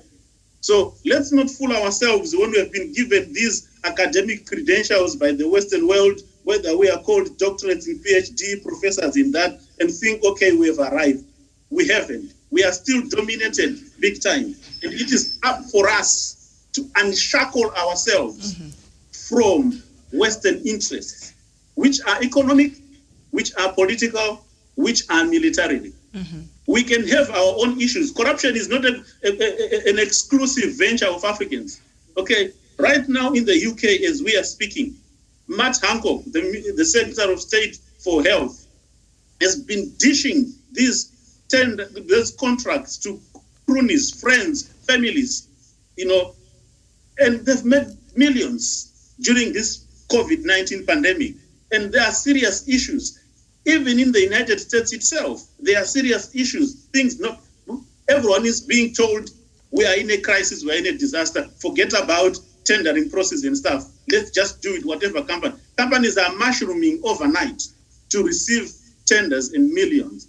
So it's not like the only thing that they do in Europe is they don't use the word corruption. Corruption is a word used for African countries and other countries. They will find the word graft. They will find the word misconduct in public office. It is corruption, period. That's basically what it is. Right. But they never use that word. Okay. So we've got to understand that Africa is not a prerogative or an exclusive venture that us black people get involved in. It is everywhere. It is endemic in the world. Those conglomerates, the Western countries that come in that we call foreign investors, the Anglo-Americans, the Rio Tintos, they're the ones that lead in bribing African officials, in bribing AU officials. Tell me this, okay, when Mugabe was the chairman of AU and Obama wanted to address the AU, why was it necessary for the African Union Secretariat to ask Mugabe not to be in the room because the United States president doesn't want to be in the same room or address a meeting chaired by Robert Mugabe? We cheer for that. We are our worst enemies. If we look ourselves in the face and start dealing with these issues, and forget, America is a competitor in the world. It's not an ally of Africa. We got to be realistic. It is a competitor for our resources. It is a competitor for its own survival. And we need to understand that. That is the only reason why the countries like Zimbabwe are under sanctions. As regards to the removal of sanctions, I think I said this in the last conversation that we got engaged in. America is known as a perennial sanctioning country for anyone who disagrees with it. Cuba has been on United States sanctions for nearly 60 years now. They don't get removed easily. In Zimbabwe, we say, you don't get rid of those things easily. Okay. And they will keep changing. It was about land before. It was about involvement in the DRC before. It swiftly moved to human rights. And human rights is an endless sheet of paper, which just goes on and goes on. What exactly are human rights? All right, very well, Mr. Munai, thank you so much. Professor, democracy is not attached to development, as we have been meant to think, according to Mr. Monet. So he's saying perhaps it's time the continent shifted focus and demand for a place on the table, not just sit down there and wait for the crumbs to fall. You know, Miriam, wherever I engage my fellow comrades and to discuss issues like this, it's only discussed. I've never found them saying, giving the way forward. You castigate about democracy. What else are you replacing with? How can we do this? Let me just have this to start before I go there. Joe Biden is a president of the United States of America. I didn't vote him, neither do you. So the first principle or the thing that he will do, he will serve the American people and the American interest. Yes, we agree. That one we need to agree. We agree. And we all Miriam, the hen lives in the house. The mongoose lives in the forest. The hen moves from the house to the forest, and then the mongoose kills the hen. Do you blame the mongoose? The hen went to the forest. That's where the mongoose is. Even the sanctions against Zimbabwe, did the British people come for it? Did the American people come for it? It is we Africans, the so-called human rights and the opposition people. They went all to the Western cities and countries to campaign. MDC went and said, because of what is happening. Let us be fair to each other. Let us be fair to each other. We can debate and discuss until the animals come home. But what we need to do, Miriam, is to have the way forward for Africa. How do we move from where we are? There is no way, my fellow comrades, that you can get what you want apart from engaging. I know Emerson has done so much. Hear what the British envoy was saying. Miriam, the recent case study, sometimes it reaches a point you take a bold move, which does not please everybody. We are not here to please people. See what Sudan did, Miriam. They are on the blacklist. The new regime has said, if we have to move to pay this money and we get moved from the list, so be it. So they are making the arrangements to pay that money so that they move forward. Creative diplomacy. You can insist, you can be with the sanction. We are solvent, you are do this. Time has come. Even Emerson has given a commitment, Miriam, as their constitution, that he will pay for that land. So that we move on. He has given that commitment, Miriam. We are watching these things. He is inviting the opposition people to the table so that they engage. Which other way, Miriam, do you want? And I agree with Munei that perhaps in our diplomacy, are we not doing enough? Are we not telling the world what we are trying to do? Miriam, we can produce commodities. If we don't market them, they will get rot. If Emerson is doing that one he has expanded democratic space, he has expanded the freedom. Who is marketing and telling those people what you say? It is not true. Even the land question you are talking about, this is my commitment. Because Miriam and my fellow panelists, time has come for us to move forward. Even when you say about this kind of democracy, the kind of democracy, Miriam, we get our money. We squander our money. It does not benefit the people of our respective countries. Miriam, I have heard Munei talk about, you remember the chicken gates here in Kenya. The British who were involved in corruption cases, they have been charged. Convicted, yes. They've charged. Served the sentence. As the case in Kenyan court finished, how many years they have taken? Has not even. Miriam, time has come. See the kind of challenges, Miriam, we found ourselves, Miriam. And it is us to decide, Miriam, what to do. It is African people to decide what to do. Nobody can decide for us. Joe Biden is a president of the United States of America. He will articulate their interests. You expect them to talk about Africa?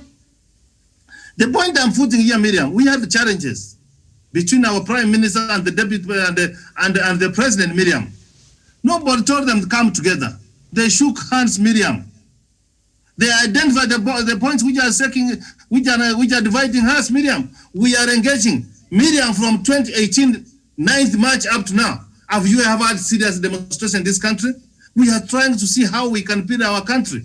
Do you think the West has come and is happy that we are having that kind of peace? So the African people, both in the diaspora and those who are living in Africa, when we keep on pointing that the West, 4 fingers are pointing to us, what are we trying to do?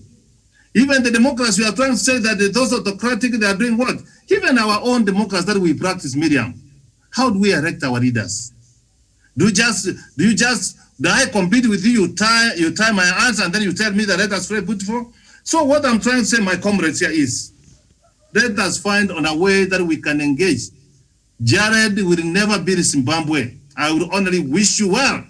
But the people of Zimbabwe, you can engage your people, you can engage your leadership, and saying, can't we talk to one another? Chairman, the opposition guy, the president has invited him. Why can't he go to the negotiating table?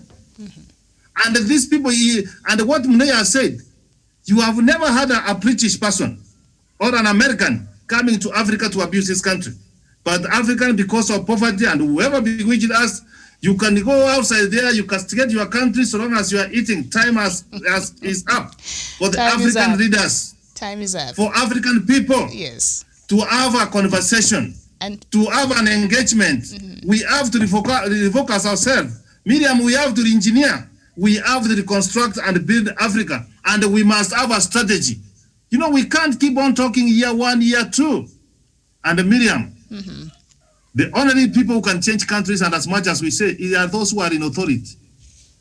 They are those who are in power. They are those who make laws. Like now, Miriam, let me hear this kind of example.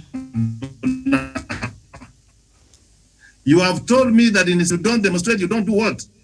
If the rest of the Zimbabwean does what they want, it's fine. But Miriam, don't gag people. And then we cannot work in isolation. He has talked about Universal Declaration of the Human Rights were enacted in 1948. And the people who are trying to lecture us on human rights, they have violated human rights in the past, but things change. When George Floyd was killed, Miriam, in the United States of America, who were bringing the statues of the slave masters in Europe were their young people. And even Daniel said that you cannot mistreat people. President Trump did not commit himself. He took it as a joke. Black Lives Matters, it has removed him out of office. So if you don't do the correct things, Miriam, when time comes, they will deal with you. So be it Africa, when we have got a conversation like this, when we have got a discussion like this, we are teaching one another. We are comparing notes. Thank you. All right, very well. Okay. So because of the interest of time, I'd like for us to have our final submissions, and I will start with Javen, and then Daniel, and then we shall go like that. Javen. Karanja, are you still there? Not quite. Daniel. They are not there. Oh, they disappeared. Not very nice. Okay, so I'll go to Abigail Mpambi, your final submission. So you're saying, from what I heard you say, is that we cannot expect so much, and Zimbabwe cannot expect so much from Biden's presidency there. And you kept insisting we must find our own ways to deal with our own issues and solve our own problems. So you're still feeling, and your feeling was help cannot come from outside; it has to come from inside. So we have to devise ways. And what are some of the ways you would think that Zimbabwe would use, or do you think it's even necessary for Zimbabwe to employ the creative diplomacy, as Munei there had suggested earlier, seeing that Zimbabwe is not an island, it requires the rest of the world? So what do you expect? Or what are your opinion, your final submissions on that? Abigail is gone as well. Abigail is gone? Yeah. Okay, very well. Maybe I think it's the problem with the network. So perhaps Mr. Munei, yeah? And Mr. Mangaza is he still there?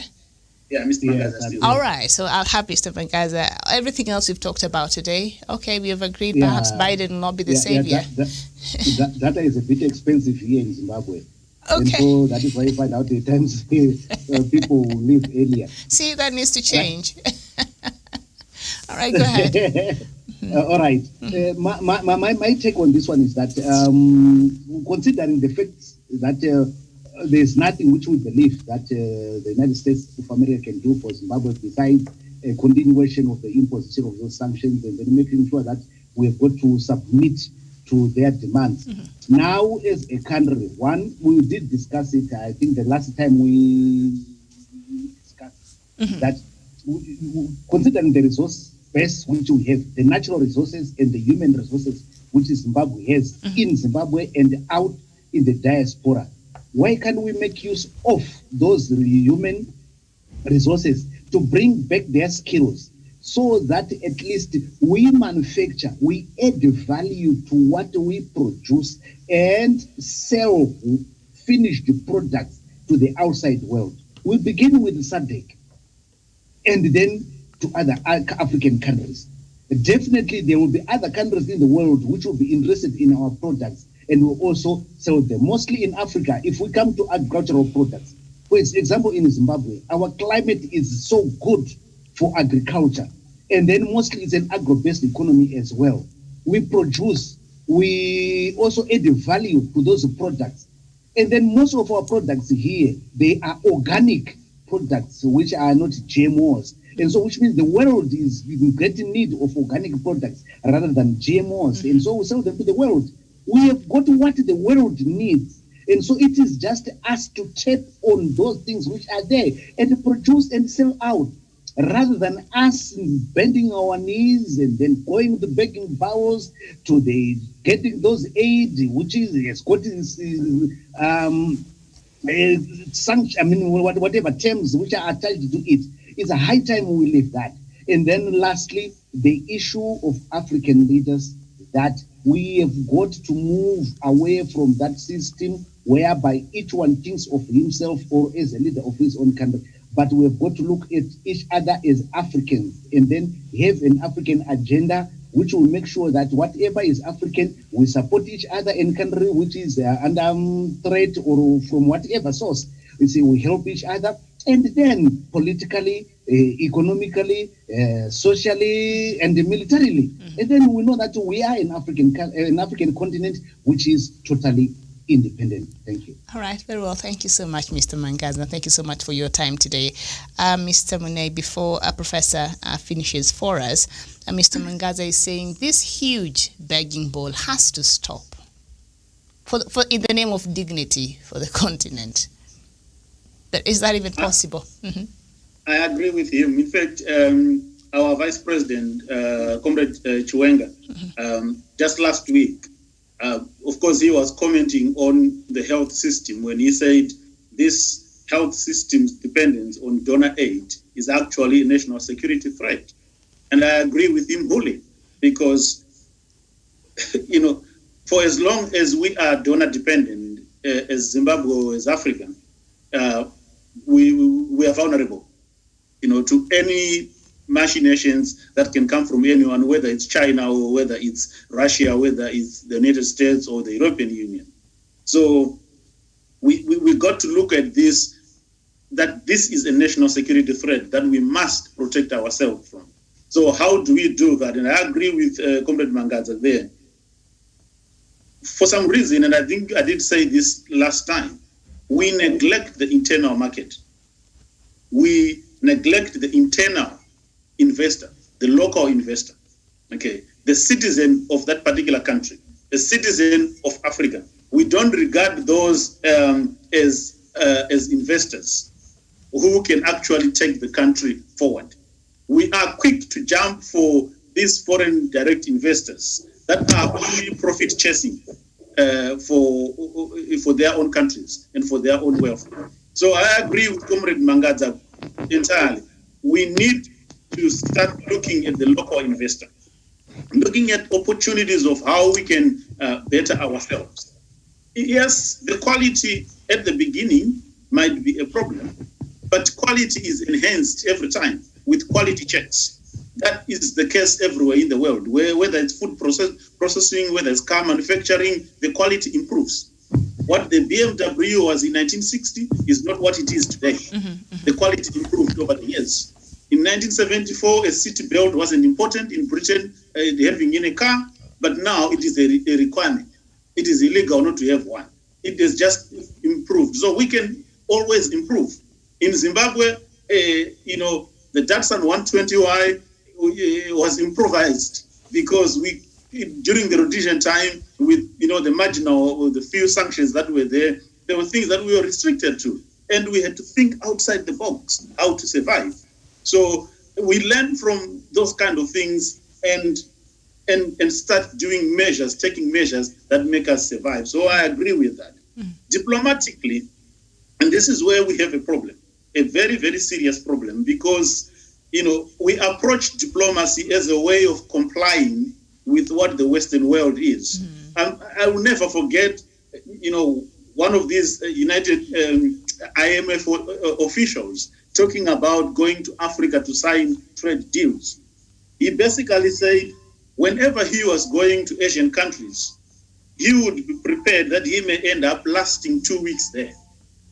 But whenever he's going to African countries, he's on the earliest plane back. Why? Because as soon as he lands, they are waiting to sign. It doesn't matter what he has brought, what is in the briefcase, what the details are, or how it is going to happen. They are ready to sign, our diplomats, on everything and anything to say yes.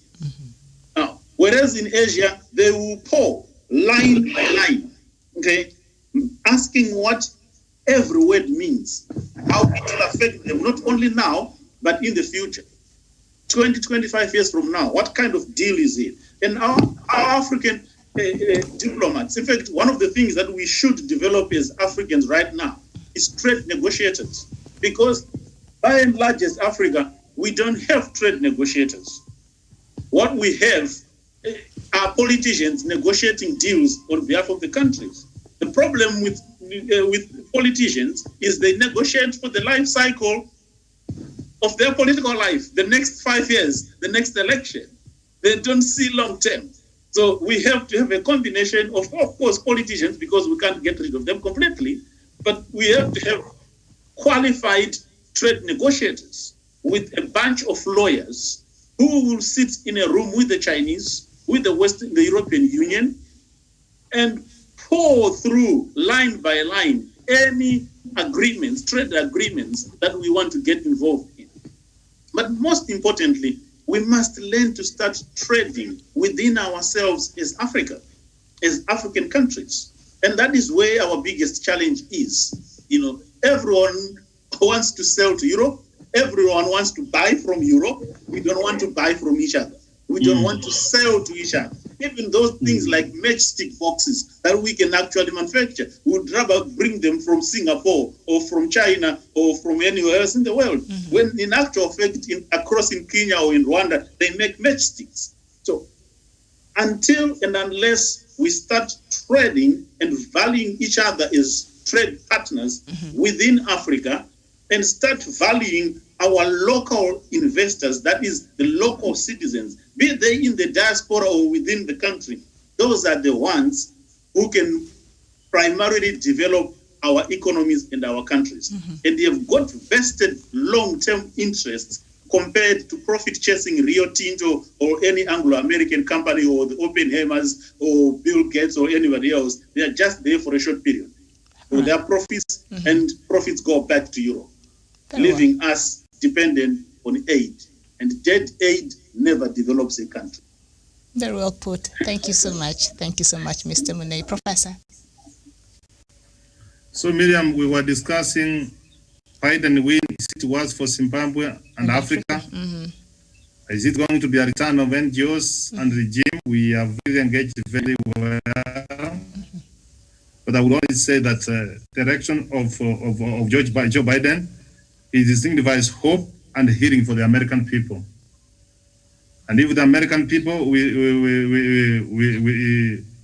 will get healed, and I'm sure Joe Biden being in office, he will push ties between the countries of Africa and the USA.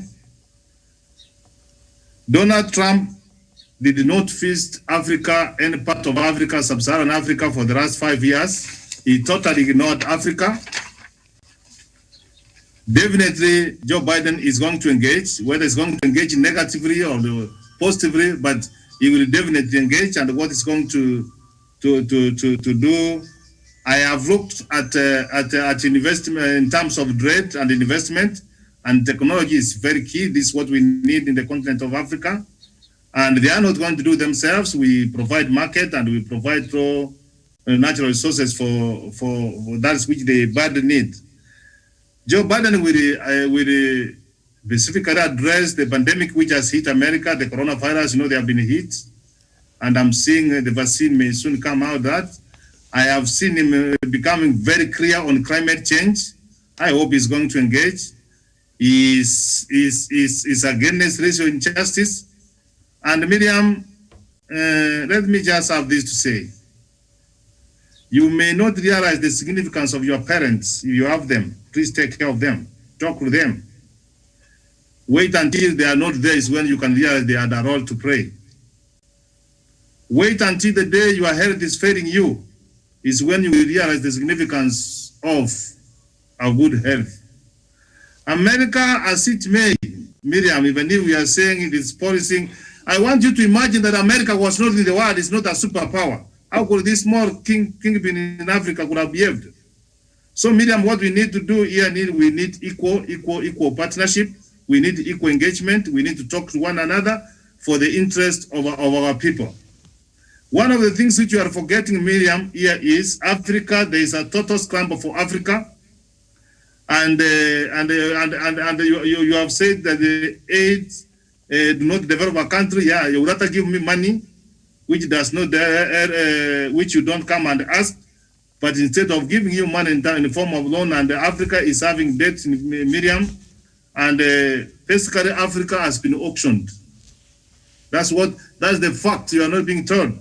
The Chinese, the kind of loans even they have given my country, Kenya, even other countries, African countries, Miriam. So the African leaders must work from their slumber, Miriam, and have an engagement among themselves as peers through the African Union. And I agree with Mnei that we need to change on how we do things in terms of trade. Buy Africa, build Africa, believe in Africa. That is the only way to go. And what we need to do, Miriam, we will continue having an engagement, having a discussion for the lifting of sanctions of Zimbabwe. And even if they are not going to be lifted, the comrade has given what has happened to Cuba. They have been having those sanctions, but they have managed to move on. And when a calamity happens in the world, and when the Americans are sending soldiers, the Cubans send doctors. So, Miriam, we have to think outside the box. And I don't like using that. I want us to think without the box. We think freely for the sake of the continent of Africa. Let us look for allies whom we can work with. Africa has got the young people. Africa has got the resources. Africa, what it only needs to do is to fix our leadership, is to fix our governance, is to fix our democracy, is to fix our human rights.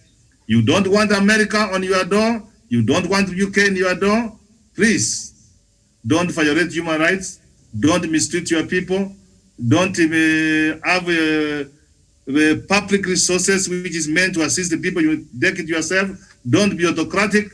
They will never come for you. But so long as you will have a crack, a tank which is having millions and millions of gallons of water, a small crack, all the water will disappear. So don't invite these people to come near you, and Africa will be safe. I submit, Miriam. All right, very well, Professor there. Thank you so much, Professor Jared Onyari. Thank you, Daniel Wasonga. Thank you, Jeven Karanja there earlier. They left the conversation a bit earlier. Thank you, Mr. Mnei. I think you're in the UK, if I'm not wrong. Thank you so much. You are? That is correct. All right, very well. Please remind me your other name. Help me say it. Zavare Mnei. All right, thank you, Mr. Zavare Mnei. They are from the UK. Thank you, Mr. Mangaza from Harare, Zimbabwe. Excuse me, Abigail said that. Hello. Yes. Abigail said that she had connection problems. Okay. And she wanted to apologize for that, and so she sent a message to me. It's all right, and it was a pleasure to have her too on the show today. And thank you, our viewers, for watching. This has been Diplomatic Leaks, and we have to continue having these conversations in the continent. Let's advance our own conversations, because when you hear how they talk about us out there, sometimes you wonder, are they talking about the same place that I live and stay and I call home, that is Africa? So we have to have our own conversations and advance our own narratives. This is Punchline Africa Television, coming to you all the way from Kenya's capital here in Nairobi. I am Miriam Ogutu. Enjoy the rest of your day. Bye-bye.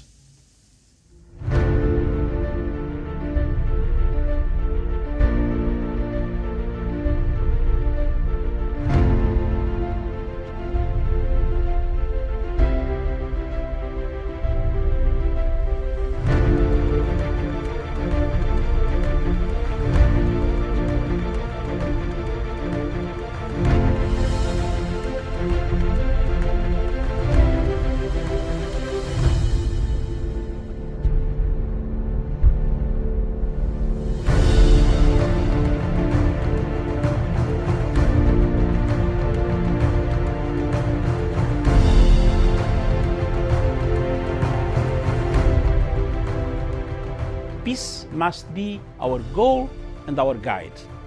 And all that we strive for as a human family, dignity and hope, progress and prosperity, depends on peace.